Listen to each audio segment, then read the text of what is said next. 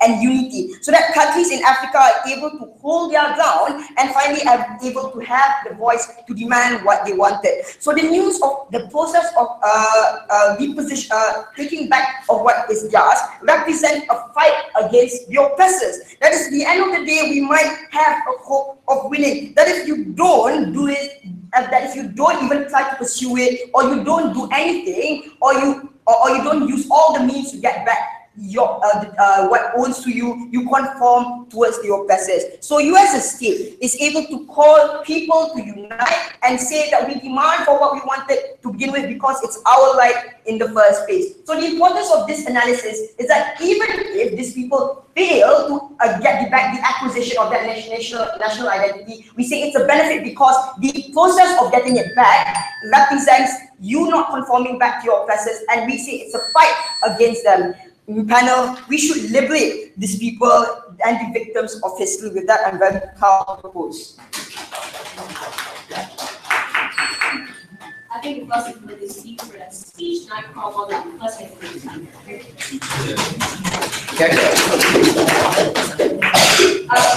before we start, please only leave your room in between speeches, not during speeches, and please keep the voice. Okay.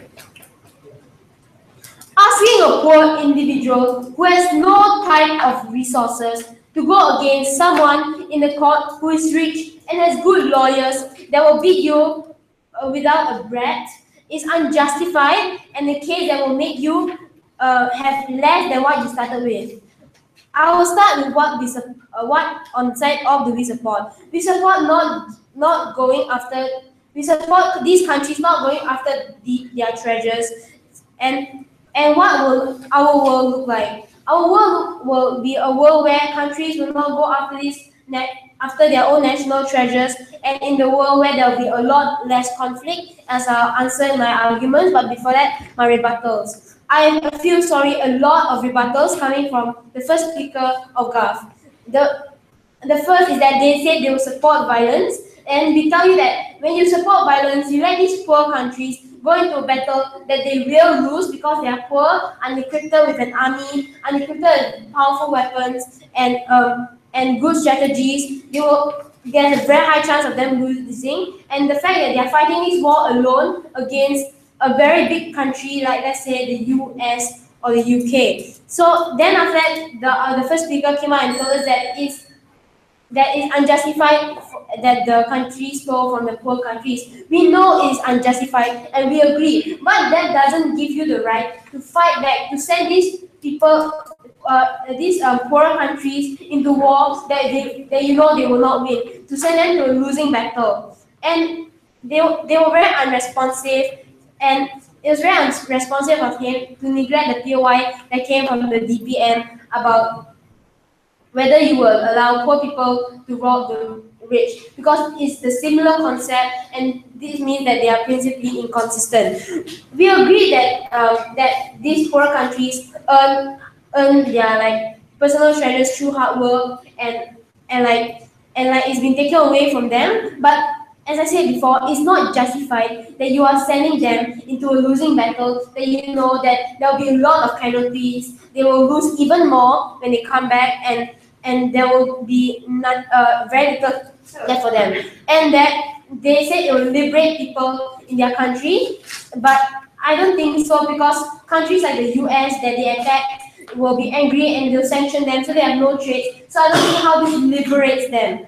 And they'll create, and then he came out and said something that really isn't that right. He said that it will create better nationalism and unity. I don't think there will be nationalism and unity when your country is sanctioned, when you have no trade with anyone and you're suffering in your country. That, let's say, in the Middle Eastern, where it's so hot, it's baking for them, people are dying from sunstroke every day, and they're sanctioned, they can't get air cons, and they're dying every single day. And they failed to get it back, and they say that it'll benefit, even though they failed to get back their possessions. But we tell you, it's just not very smart of them to say that. They say it will benefit them. I don't think it will benefit them when your small army goes out and never returns, and you send more people to fight the war and never return again. I don't see how that's a benefit. Yeah, sure. Sir, the fight does not necessarily have to happen between the small country and the big country, but even if it's a losing battle, then at least the pursuit of it actually proves the importance and the significance of that certain national treasure. On your side, none of that actually occurs. Yeah, because on our side, we want to reduce the amount of casualties that are happening. So sure, maybe, yeah, sure, it will like prove how much they really like respect the treasure, but it will only mean more casualties, more people not coming home to have dinner with their wives anymore for the rest of their lives because they are dead.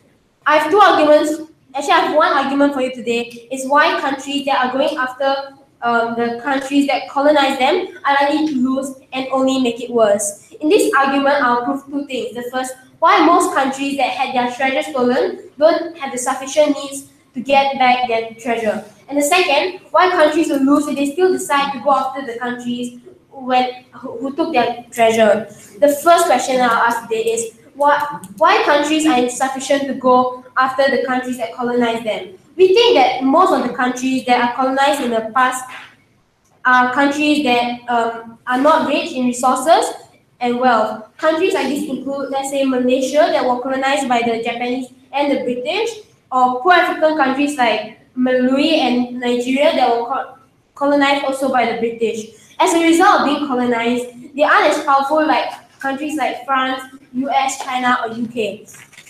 As a result of them being not as powerful, they are not equipped with the necessary means to go after these countries. Like, they don't have a good, strong army, they won't have powerful weapons, they won't have the resources to fight, and there won't be any strong diplomatic ties, and like countries like Malaysia are not well represented in the UN. And people rarely care about countries that are poor unless they like really need something. Like if you're being invaded and like you have a tie, like you're working with like, let's say, UK, like they'll come and help you fight the war. But when you create a war with them, all the ties between you will be cut, and there won't be any trading between you, and you will be sanctioned, like I said before. Yeah, sure. So this point to a situation where diplomatic ties do happen. So tell me why intrinsically that art should be kept in your pastor's home. That will be answered by my second speaker. And so, as I said, side Gulf cannot expect poor African countries or any other countries that have been colonized to rebel against countries that are way above them. So, like, how do you actually expect a poor African country to actually attack like the UK or the US to get back their treasures and return home safely? The second question I'll ask is, what's the impact of them losing? These countries are likely to lose because they are insufficient to fight. As a result, a lot of things can happen. For example, these countries become more poor as a result of exhausting their current wealth and resources into the war to combat the countries that took their national treasures. That means that the poor countries that side Gulf to protect are going to be harmed even more, will become poorer, and it will be harder for them to get their national treasures. And it also gives like the countries they attack a reason to fight back and a reason to like destroy them even more, because they can say, oh, they started the war, they attacked us first. And it is important that we acknowledge them, that they will be poor, because if they are poorer, then they will be poor. The quality of life decreases in these countries. The countries can't be sustainable like they used to be, and we think that these countries that they are attacking are more likely to fight back, and this because the countries want to keep their treasure because it's highly valuable. Like, let's say a gold that they took from Africa or somewhere, and because it's highly valuable and to them as well. But secondly, you can't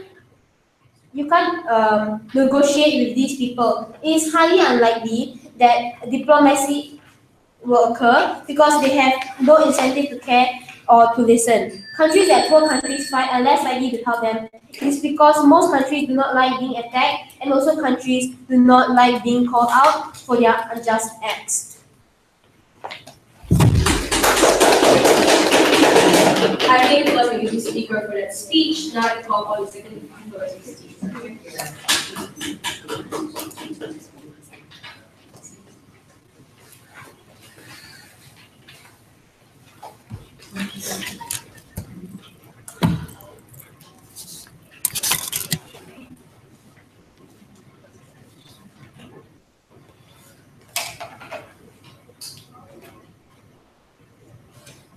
Panel, both sides has conceded the importance of having a national treasure in the first place. However, their side are not willing to fight back for these national treasures, proving to you in the first place where they don't even care about the national treasures that has been taken away, stolen, and ripped out of another country's ownership and things like so.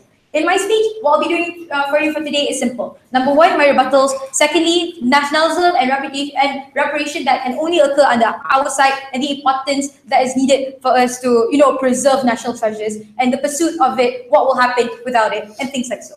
First thing, rebuttals. So number one, they gave us a strawman argument where they want us to also defend the poor robbing the rich, right? We tell you that number one, we reject this burden that you have pushed to us because in the first place, it's not even principally in line. But secondly, because what these countries are trying to do to get their national treasures back is they're stealing something that has been stolen for them in the very first place. So we think that this is a justified act instead of an act of stealing, because in the first place, we were never okay with stealing being a crime and things like so, right? Okay. So stealing itself is an actual wrong thing to do, but if you're stealing something that has been stolen for you, we're cool with that. All right. But secondly, on how their whole case was based upon them wanting to reduce casualties and things like so. We can see that they have conceded that national treasures possesses its importance and its significance, but they refuse to do anything about it. As in, they refuse to recognize the absolute necessity of having ownership towards a national treasure. What the people back home and on the ground are actually going through, the knowledge that they don't have about a national treasure, and the reparations that does not take place without the national treasure being a part of a country's ownership and things like that, was not recognized by their side of the house, right? But we are willing to go through as much hardships as it takes for us to receive or get the national treasures back. Why? Because number one, it is unlikely to happen that so many people have to die. As I've said in my POI before, it doesn't necessarily have to be between a small country and a weak country, right? It can be Italy and France fighting back for Mona Lisa and things like that. All right. So and second reason why is that these people have suffered a lot before, and currently if a little bit more of suffering can be used inside of the picture to give ease towards the sufferings that has happened before, we're willing to go through it. What is the comparison to this? Under our side of the house, what will happen, the worst case that can happen is yeah, sure, some people will die or they might not come back home, but under their side, their national identity is ruined. No one actually remembers what happened in the past. The death counts that has happened before is simply forgotten. And three, how their side does not recognize the significance of national treasures in the first place. They told us that it was so hard for US to obtain a national treasure out of another country. We find that very offensive because in the first place, US was actually stealing. Currently, they are basically justifying the fact of the rich stealing candy from the poor and things like so, which we are absolutely against, right? Now, up to the case, up to what I have for you for today. Number one, on nationalism and reparation. So why exactly do we need to preserve and make sure that a national treasure is ours for the keeping? It is important for a country to preserve their history and the story that comes with it, right? For them to recognize how their country was built upon and things so, right? All of the instances, the circumstances, as well as everything that belongs to the country in the first place. So ownership is a must in this instance. It can't happen without the national treasure being claimed as a country's own. Not just a visual representation, but it actually holds a lot more to it. For example, how it was taken by an oppressor and the stories that has come with it, the sacrifice, the blood, sweat, tears, and also the pride that a country had with their national treasure before, right? So what is the importance of this? Number one, if an ownership is missing or absent, the country's connection and history with that national treasure goes missing with it, right? So it loses its coherent meaning, and we are not for that, okay? Because the national treasure in itself becomes something that is insignificant at the end of the day, all right? So But secondly, it also proves the urgency and importance of that national treasure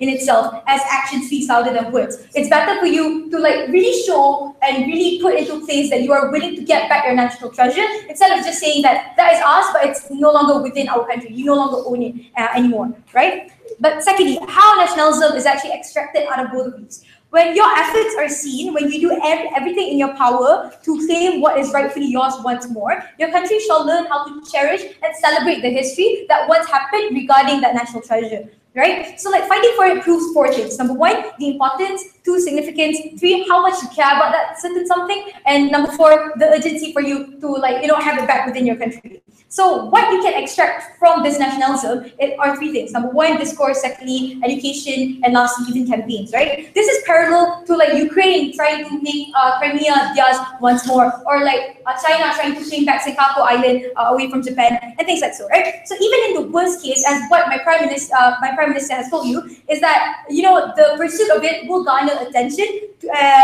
towards this certain historical issue where more discourse can be taken place, or more people will start realizing what was actually the problem with ownership and things like so. Before I proceed, anybody else?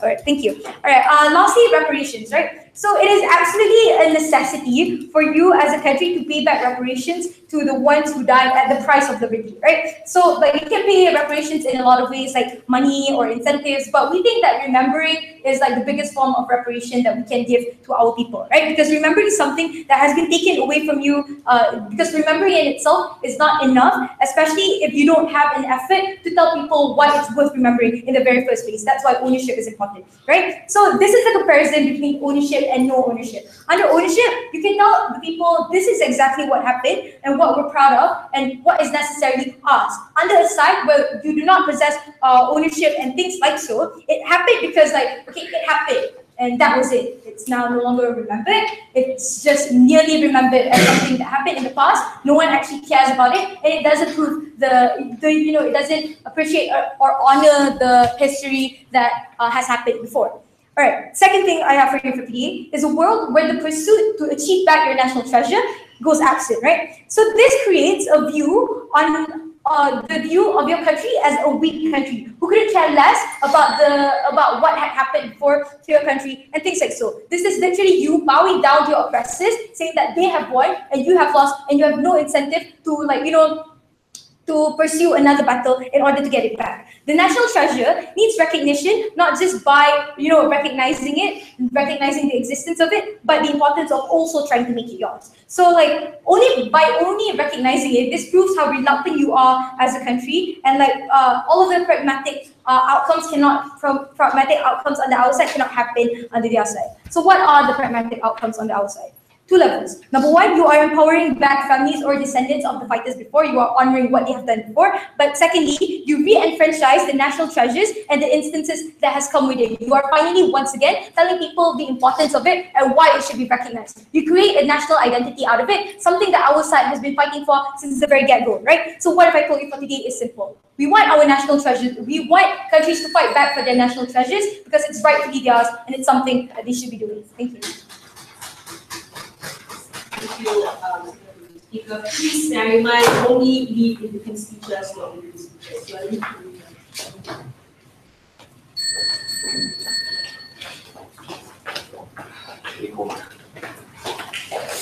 Now I call upon the first Deputy Speaker to the floor.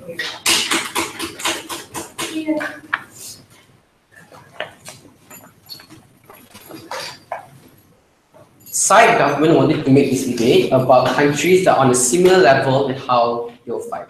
But they also considered the poor countries fighting against richer countries. But we'll do both instances. We think that poor countries are likely to lose against your rich countries, but in the instance of which they're in the same level, we still think that the conflict that will happen, regardless of how much such will avoid it, will still exist, and that in of itself is bad. Regardless of how you want to talk about how national identity is important, that's something that is not tangible, which is people dying as a result through war, or people not being able to have the national identity as a result, they're dying to getting what they want. We don't think that's justified, and it's more tangible on our side where we can actually see people not achieving that and having to suffer foreign. Even then, we think that this debate focuses more on the poor versus the rich. Because most countries in the world aren't as rich. Most countries in the world that have been colonized are ones that are poor as a result of being colonized. Have a seat. So that's done. I'll answer two questions in my speech. The first, why is staying passive in this fight against countries more preferable? Secondly, I'll talk about is national identity important? The first, but wait, before that, let's just deal with the POIs that had a lot of things to say.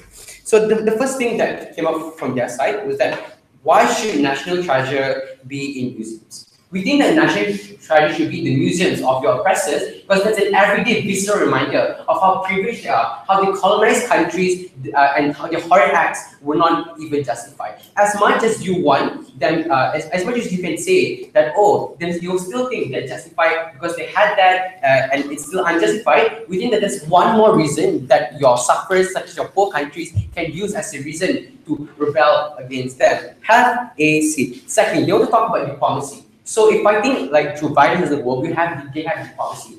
The first thing that I want to say is this, that diplomacy is less likely to work under your side. Try telling a poor country, try telling a rich country like the US to listen to poor countries like Malawi or Nigeria who are poor as a result of colonization of them. No way in hell is your oppressors will like being called out for their unjust acts. In fact, they're more likely to justify their acts as a result of you calling them out, right? Like Britain right now justifies their their colonization of Malaysia in their textbooks in the Britain because they do not like being called out for their privilege.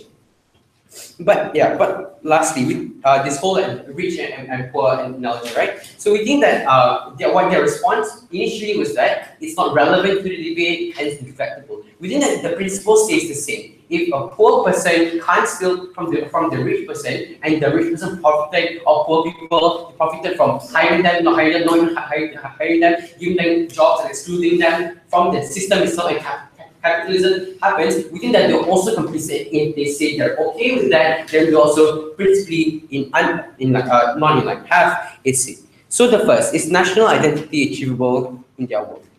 What would several claims mean under this? It's unjustified. They gave us a lot of reasons why it's justified. It means a lot to them. It holds a lot of value to them.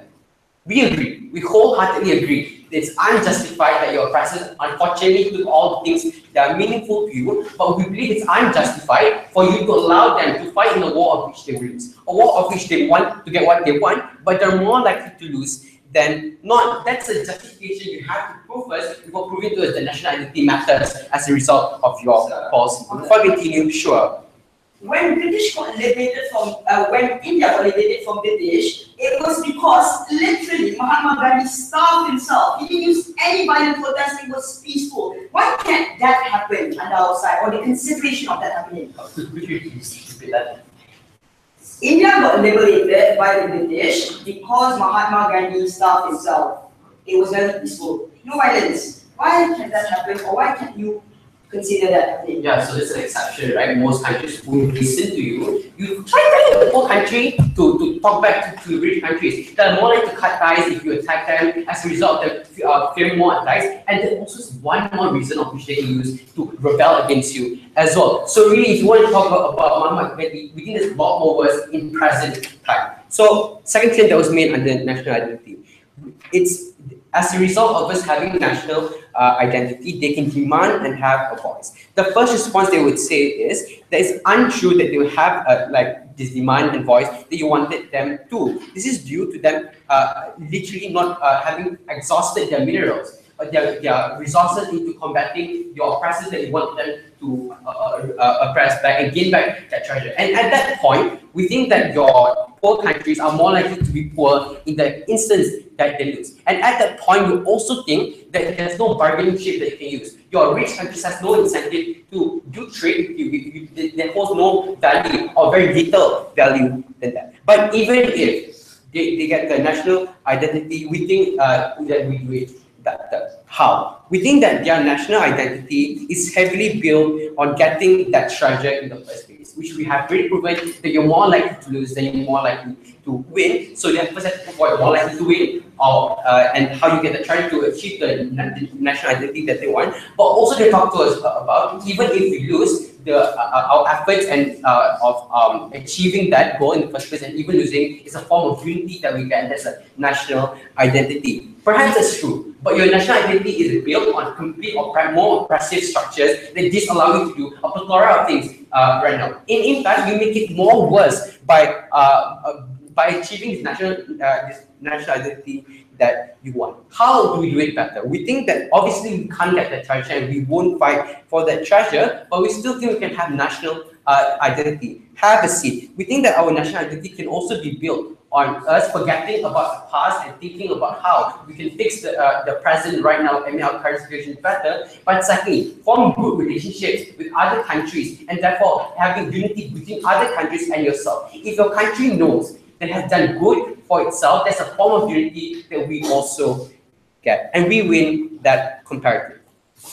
Secondly, why staying passive is preferable. This debate is about the best interest of the country that has the treasure stolen. We think that in the best interest of the country is to, one, improve the current situations that are happening within the country. Secondly, form good allies that may help you in the future. And lastly, they also want to reduce the amount of conflict that happens within the country. How then do we achieve all this? We think that as a result of you staying passive, staying like not attacking and not staying being physical, you can do a number. You can get a lot of benefits. The first, we think that we should always stay neutral at all times, even in wars that happen within other countries. We also support them not interfering within those, right? So if it's war, we will not we'll stay neutral. Conflict, will also stay neutral. But B, we think that maintaining a healthy relationship with your current allies is very important, because if you don't, because your other allies also have allies with countries that you have conflict with, and if you have a conflict with the country that you want to have allies with, they're more likely to cut ties with you as a result of you being poor and your opposition is much more richer.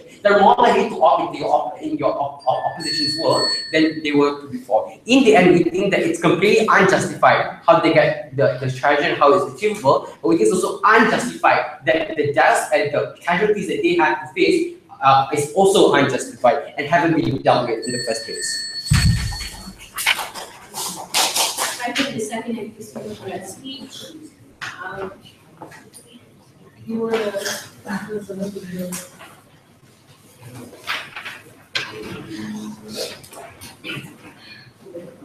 all right. Now let's talk on the other speaker.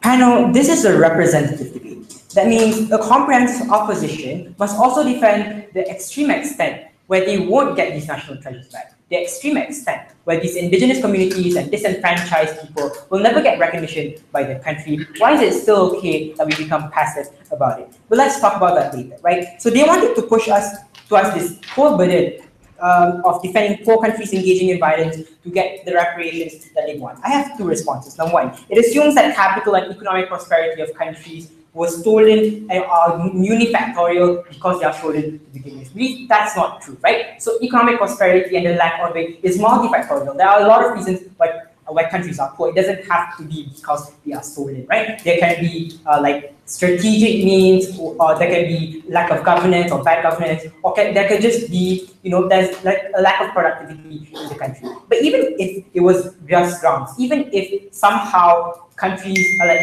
were to steal from other countries, we believe that sure, in that sense, you can engage in violence because the pursuit of it and the long-term benefit of getting back what you were stolen from is ultimately good. We answer that question. So my speech will be comprised into questions, and I'm going to move on to something that we missed in our case that was extremely pertinent, right? So what's the first question? Are they really protecting national identity in two folds? Number one, what extent are you willing to protect this national identity and why it matters, right? So they wanted to pursue national treasure, but they want to exclude extreme means like violence. What does this mean? That means that pursuit is ultimately capped. That means it's more likely that government agencies that are supposed to protect these cultures will disengage because of the waiting fatigue, will disengage because their pursuit because at one point they have to concede, oh, what we're fighting for is it's going to be purposeless if we don't engage in violence, and in their world, violence is not allowed. We tell you government agencies and NGOs and people on the ground will just disengage because they become dispassionate over time. People have like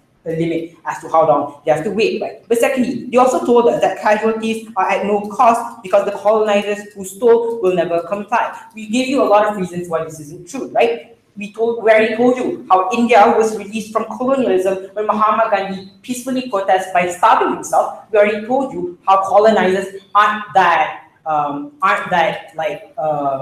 unchangeable people because they can make concessions, they can make strategic diplomatic changes, right? So that really doesn't answer the question to begin with. But even if somehow they got their treasures back through their passive means, why is it necessarily bad? Because in their world, when you don't actively push this pursuit to protect these national treasures, in their world, when they automatically get all these national treasures back, only in their world where government their work will look like this. Government agencies won't promote why these things are important.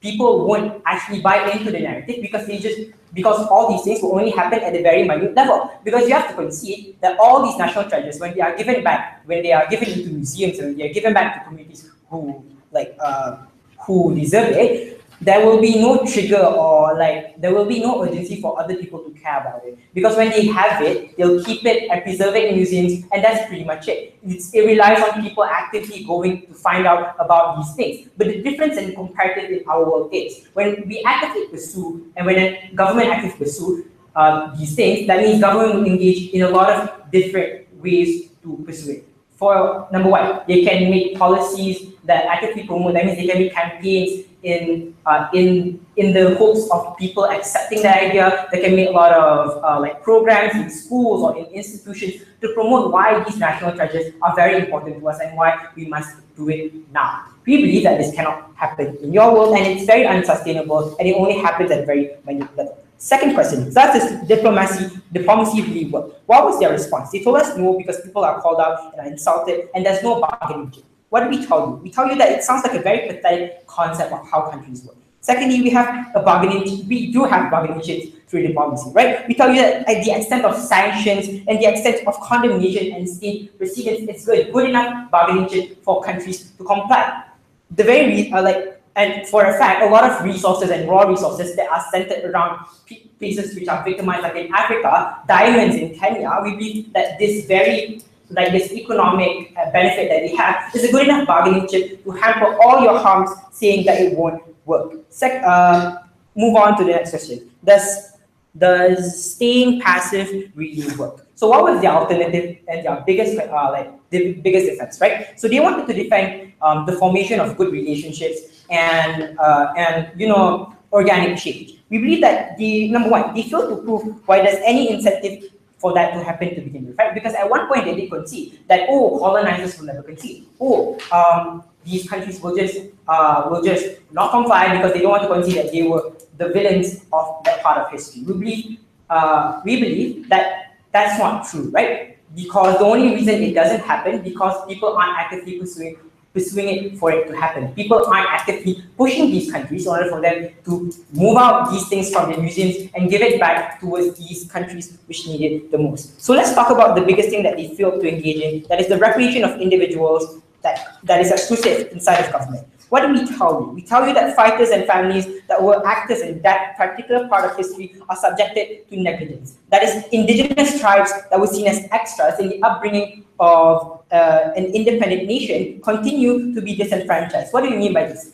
That means orang asli in Malaysia that weren't seen as pertinent in the process of Malaysian independence are people who are systematically left out. That means what happens in your world, that recognition and empowerment can never occur, because psychologically and because we tell you in our world, psychologically, and orang asli will feel better empowered when they see government agencies taking active stances to help these people when they take the extent of making diplomatic changes and stuff like that. Being passive doesn't do this, right? Because you don't set the message, you don't send this narrative towards these people before 7 years. What's the incentive to care for the things that you talked about if if there's always rising conflict and they're always being ignored? So they predicate our case on the instance where it doesn't work, right? So if it doesn't work, it won't work for both sides, we can see. But at least the pursuit of it makes it clear that there's a chance and people will not stop fighting for it. So at least in the extent where it doesn't work, people on the ground who are victimized, who don't get these national treasures back, are empowered by social structures that like support them back, because they are fed with these narratives that they deserve this, and you'll be sympathetic with these people, and they will help these people, they will humanize with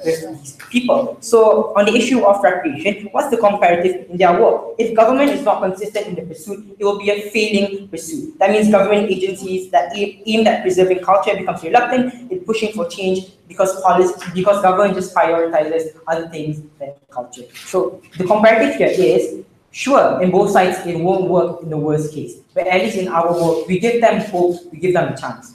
Thank you.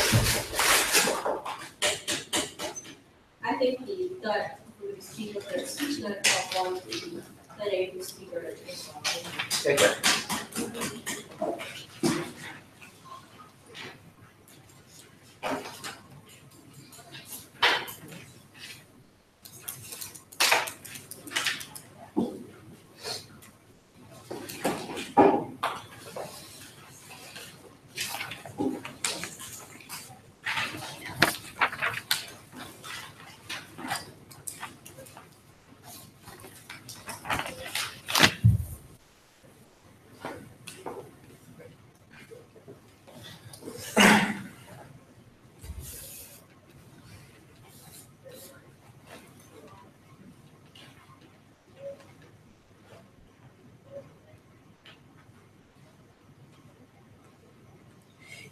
It is sad that countries who have gotten colonized don't have a national identity because of colonization. But sending these countries into a battle that they will lose, and a battle that will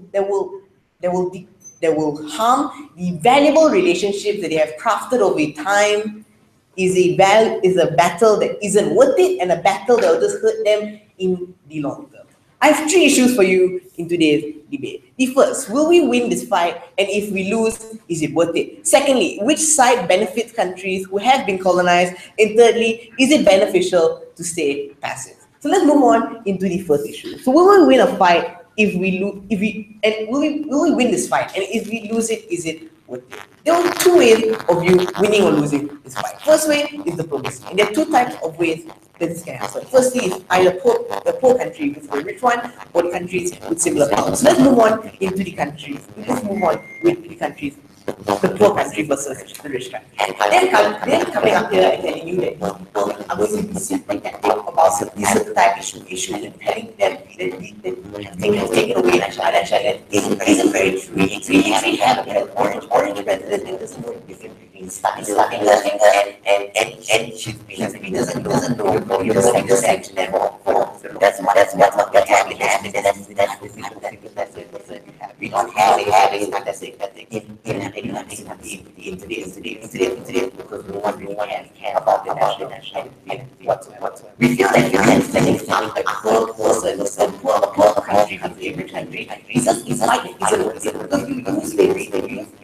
use country resources. You're using them in a way that you shouldn't be used because it just waste them anyway. Because the US and all the other countries who have colonized them have better resources to counter these resources. You're just wasting money and you're just wasting resources. At the end of it, so it isn't justified in any way of that. And secondly, countries who have the same amount of power isn't good because when they do have this type of, when you have diplomacy between these countries, it does create this type of tension, meaning that certain type of trading deals may not happen because of the tension that has just happened between these two people. It also will happen with the poor countries and the rich countries, because there is this thing where these rich countries like the US won't take these people into consideration for a trading deal because they were attacked, they attacked them in that way. And these countries, and these other countries who have the similar amount of power are going to be the people who are going to be the most affected by that, because they will see each other as enemies now, but not as people who can be traded.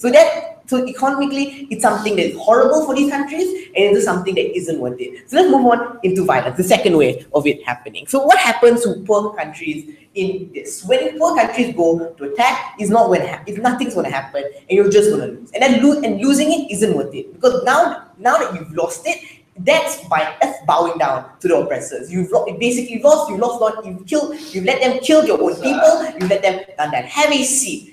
What happens now is that you're letting them kill these people for no reason. You know these people have better resources than you. You know these people have better equipment than you. You're just sending them to a battle that isn't worth living. This national identity that they're trying to protect is a national identity that people generally don't care about. People do care about it, like the people who want it, but we feel that isn't worth jeopardizing a valuable relationship with people who you can have trading deals with, or just have a better relationship at the end of the day, because that's jeopardizing the whole plan of those poor countries. Sure. Coming to the benefit of basing your nationalism or identity of capitulating towards your oppressors, what kind of progress can you do when you're centric to the people, that the only progress that you could achieve is that doesn't interfere with your oppressors? The progress you achieve is a progress with valuable relationship that you have acquired, a valuable relationship that you can nurture to better lengths, and valuable relationship that can help you at the end. Because once you jeopardize the relationship and you do certain things,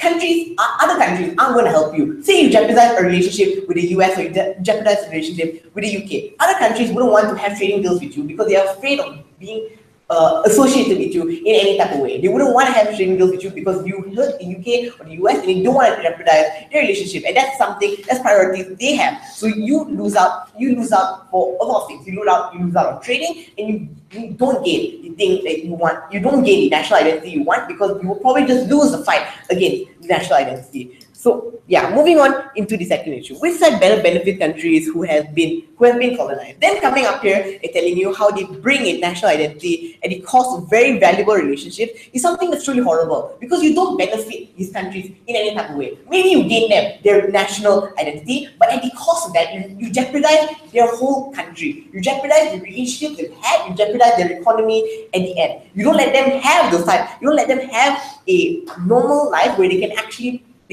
progress. You let them stay at the bottom, because now people don't want to trade with them since they've hurt other countries, and they've hurt other countries which are much more valuable to have a relationship with than them. So that's what happens. You don't benefit them in any type of way. Maybe you give them the national identity that you really want for them. But we feel that isn't worth it if that comes at the cost of people of other countries not caring about you anymore. Other countries like the US not wanting to fund you in any type of way, or giving you any type of developmental aid because you attack them in that way. And we feel that will happen because of the lack of sympathy in today's society. So we feel that's going to happen, and it's going to happen really fast. Thirdly, is it beneficial staying passive? That was the whip speaker that was trying to ask us. Is it beneficial staying passive? We feel staying passive is something that will benefit these countries in the long run. It will help them gain and develop their country in a better manner compared to you attacking these countries who can help you develop it in a better manner. They were past oppressors. They were people who have hurt you in the past, but we feel those people are the people who are currently in power, and currently are the people who can help you change your country and benefit it to greater lengths. Them coming up here and telling you that a national identity is not worth the progress and valuable relationship of certain big countries or other countries that are bordering you, is just something that is not true, and something that just jeopardizes a country's economy and jeopardizes the people who are living in it. Because at the end of the day, you don't gain national identity. You gain a world where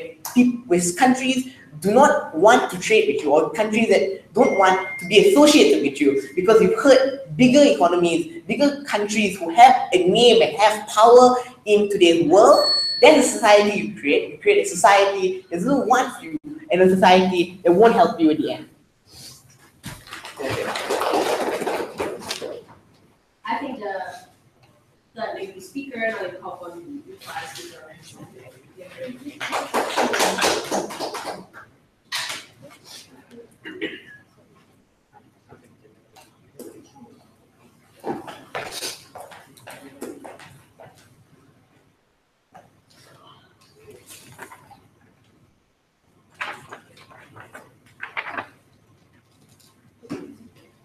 We think that this debate, insofar, has boiled down to a number of issues. But the first, which side gives people better national identity? Because their side wanted to fight for a side that gives them national identity by giving them the national treasure. Therefore, they feel a sense of pride by achieving that treasure that has been taken away from them. But the second thing that they have claimed on their side was that national treasure, they achieve national identity through fighting, even if it means we're losing. How do we respond to this? We responded by saying giving them national treasure doesn't necessarily mean they'll achieve the national identity that they want. Because A, you don't get the national treasure that you want, or you do get the national treasure that you want and get the national identity and sense of pride in you, but in your efforts into getting that national treasure, you lose a lot of national identity due to things like losing pride in your country because certain areas are either damaged or your economy is severely low. So you can't really cherish your country because it's losing it, it's playing in a fight that they're more likely to lose for. But secondly, you lose a lot of people. But thirdly, you lose a lot of allies that are really important for you to sustain, right? Because those are allies that are bringing a lot of benefits, and you lose them if you cause conflict. Because most countries don't want to be associated with countries that have a lot of conflict between high-end countries. Like who wants to have political ties with Syria and partnership with Syria or partnership with Israel, considering the conflict that's happening right now. But B, we think that as a result of your fighting for your national treasure and even losing, we think that what came from Kira was that a lot of people don't, like some people that don't care about your national identity, don't consent to the harms of it, right? Because maybe some people does care about national identity, but you're also another stakeholder in this debate that doesn't care about national identity and do not consent to the harms. Harms such as having like really bad quality of life as a result of your allies leaving, exhausting your minerals. As the comparison that we get, or the benefit that we get, is that less people will have to suffer from lack of quality in their lives as a result of exhausting your minerals, your resources to fight your oppressors in getting the national treasure. But we also lessen the more people suffering, like in general, in all aspects, from the fight that they wanted to talk about. The benefits, but also their benefits are severe short term, right? You get the national treasure, but there are practical outcomes, there are intangible outcomes, as I mentioned in my speech. We think that in comparison, our benefits are more long term. May not be very, very beneficial right now, but it's more beneficial the more as time passes, right? Because as time passes and you stay passive, that's when countries are more likely to invest into you, or countries are more likely to create allies with you because they see you as countries that are well behaved, or countries that are extremely passive and don't involve yourself in conflicts. And this is what came out from Kira. Kira also concluded that it's one short term, but second, if it's long term, which means your country wouldn't have to suffer the harms that they won't talk about, right? Maybe it's true we don't get national identity, but we do get practical and tangible outcomes that you don't get. We think that in conclusion, the world that we achieve is a world, maybe not as much national identity because we didn't get the national treasure, but it's a world of which a nation is literally empowered every day, because every day you win the fight against your oppressors by staying passive, by being the better person in this world. Whereas their side propagates for a world that literally means either you suffer or you win, but you suffer the tangible harms that they didn't even talk about under their side.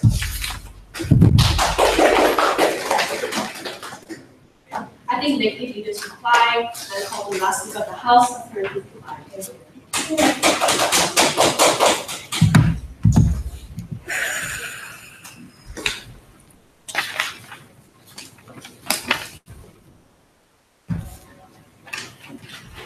Well, it seems like if I didn't mention violence is a part of my mechanism, it seems like they didn't have any kind of benefits or any kinds of harms to begin with, because most of their case was contingent upon violence being the only viable option. We say the reason why in status quo any transfer of the acquisition of those national treasures didn't happen in status quo is because they didn't lay out their options to begin with, right? So we say it will be very successful through diplomatic ties when a lot of the resources are allocated in countries that have been stolen from to begin with. Even if there was a war, we say it would be short term because countries have a precedence to protect too. So when they talk about like diplomacy and these people already have relationship, he was making analysis for our reasoning why people would care when these people do go into wars and do incite violence. We say like even if it wasn't diplomatic, it would be violence like short term, right?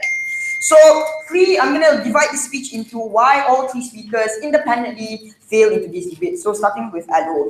Alo realized he didn't prioritize his argument when his analysis of diplomacy and why it doesn't occur came at the 8th minute. His analysis for that was that people don't care. We said he was very assertive, very assumptuous, and didn't want to engage at all. So an example of India.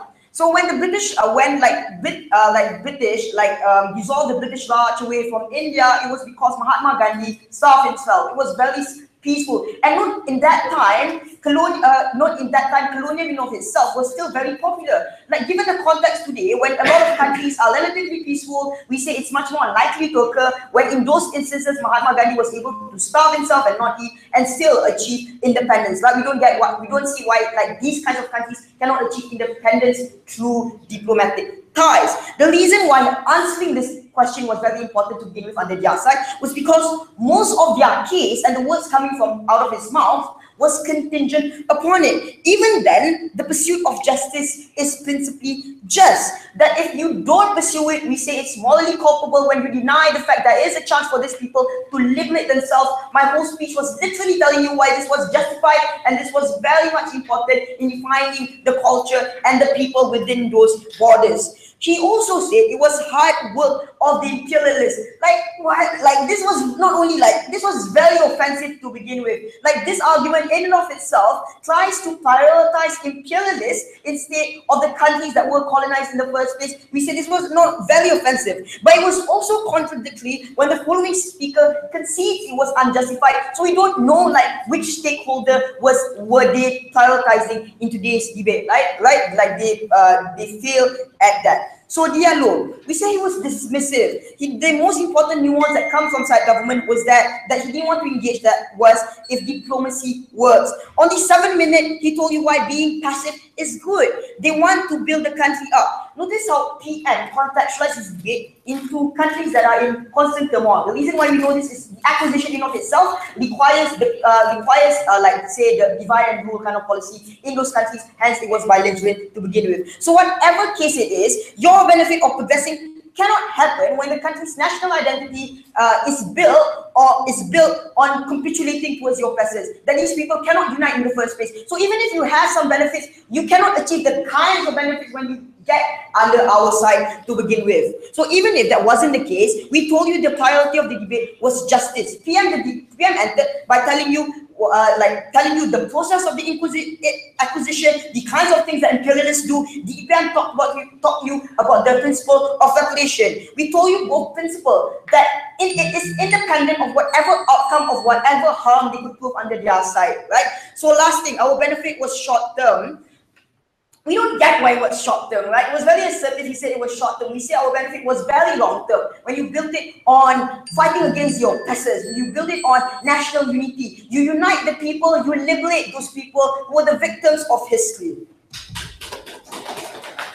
I think speakers from both house, please cross the floor, shake hands, and go back to the hall. Those who downstairs. Thank you.